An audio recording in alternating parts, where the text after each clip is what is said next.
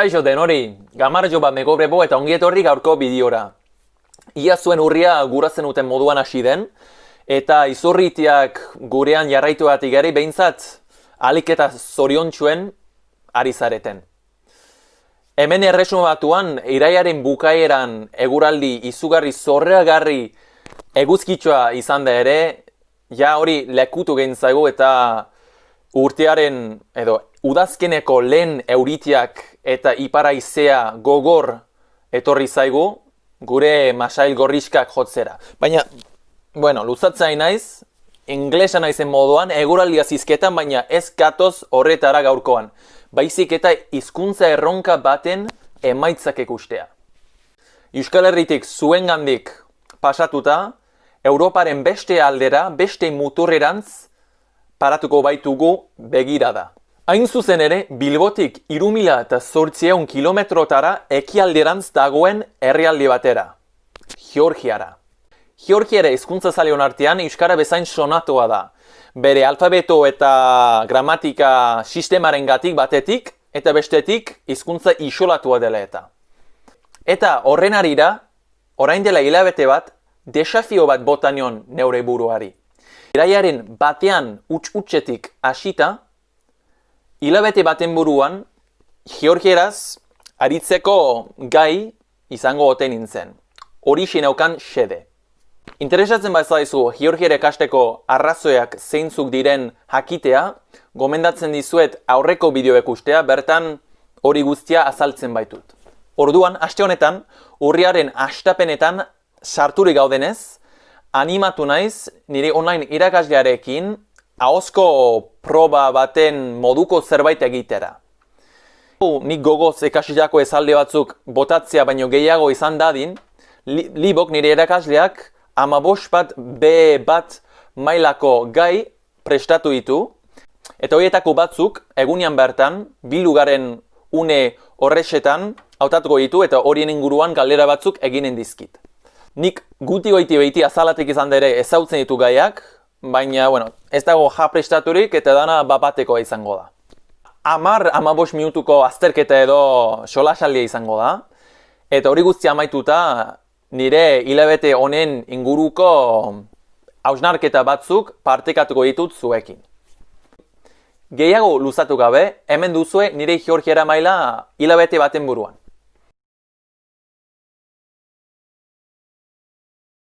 Gamarjo Libo. გამარჯობა დილან. როგორ ხარ? მე კარგად. თავად როგორ ხარ? კარგად, დღეს კარგად. ცუდი ამინდია აქ ინგლისში, მაგრამ ნორმალურია. ძალიან კარგი. აქაც საქართველოში დღეს ცუდი ამინდი იყო, მაგრამ ეხლა კარგი ამინდია, უკვე მზიანია. ეხლა უკეთესია. უკეთესია, კი. უკეთესია. კარგია. და ჩვეულებრივ შენს ქალაქში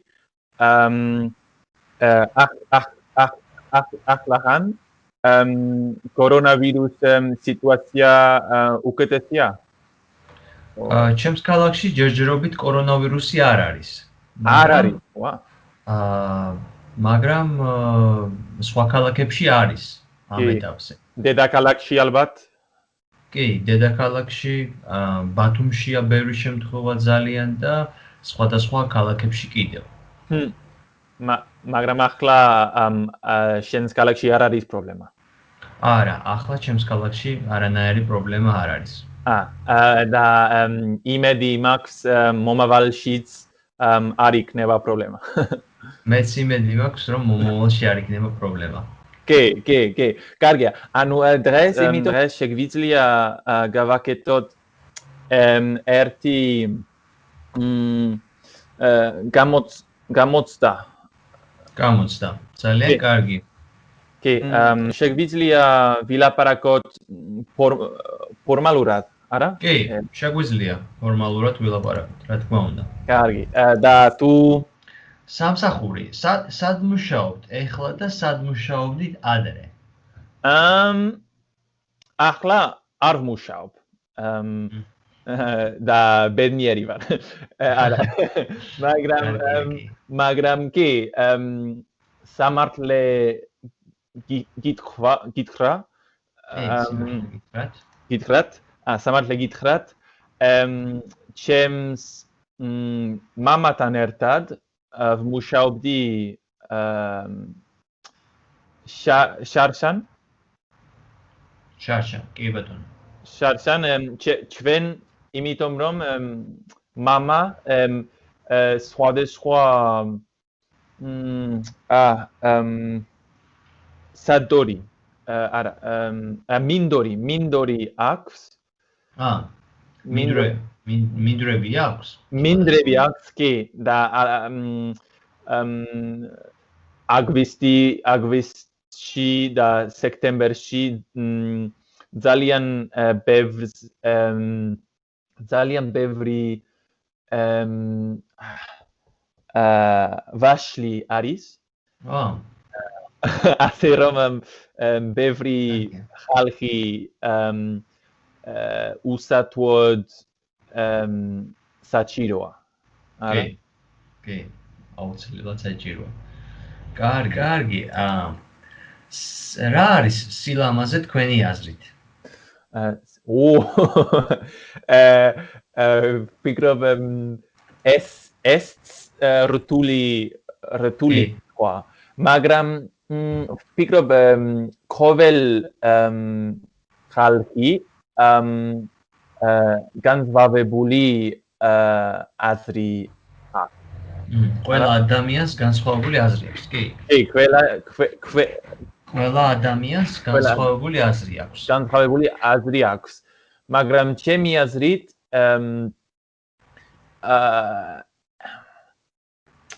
ყოველ რამე არ ვიცი როგორ არის ქართულად, ყოველ რამე ლამაზი იყო შევიძლია. კი, არ არის მოხლოდ ვიზუალური სილამაზე, ხო? ვიზუალური სილამაზე. კი. და შინაგანი სილამაზეც არის, ხო? კი, მაგრამ სხვადასხვა ადამიანი და ვფიქრობ ჩემს კულტურში, ინგლისში ძალიან ბევრი ვფიქრობთ სილამაზე გარეთ არის.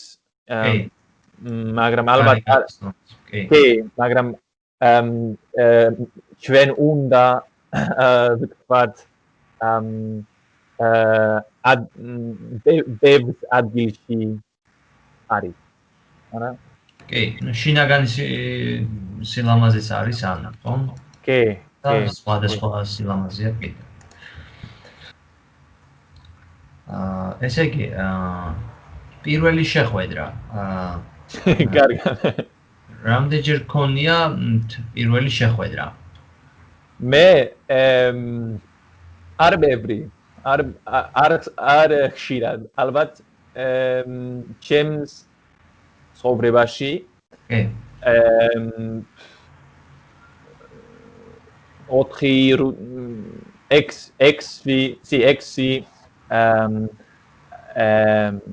კი 6 ბევრია, ბევრი არ არის 6? არ ვიცი, არ არის, მაგრამ ბევრი არ იყო კარგი. კარგი. თქვენი აზრით რა არის სიყვარული? სიყვარული. სხვა რთული კითხვა.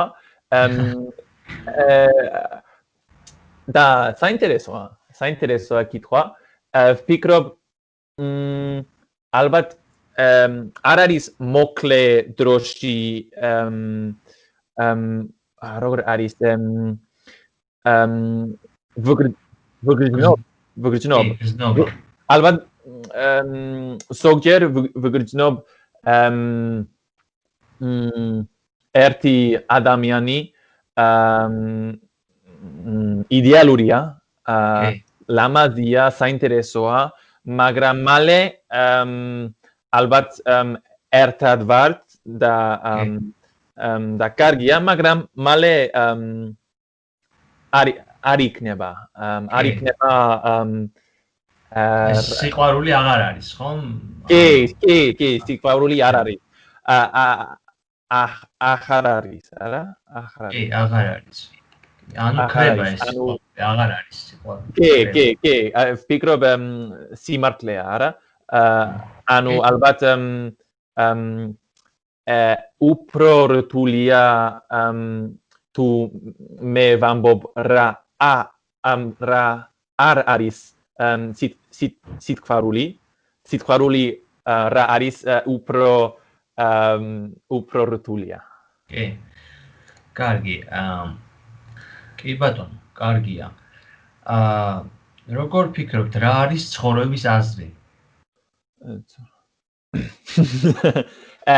ფიქრობ რთული კითხვაა, მაგრამ კი, ფიქრობ მისი აზრი სხვადასხვა აზრი აქვს, მაგრამ ალბათ ყველაზე მნიშვნელოვანია ჩვენთვის ადამიანებთვის ყველაზე მნიშვნელოვანია ბედნიერი იყო ვჭირდებათ, არა? ბედნიერები ვიყოთ, ხომ? კი, და ჩვენ მიზანი იყო უნდა ბედნიერი ანუ მიზნები უნდა გქონდეს, ხომ? კი, უნდა გქონდეს, კი, უნდა გქონდეს. კარგი, ძალიან კარგი. მაგარია დილან, კარგი.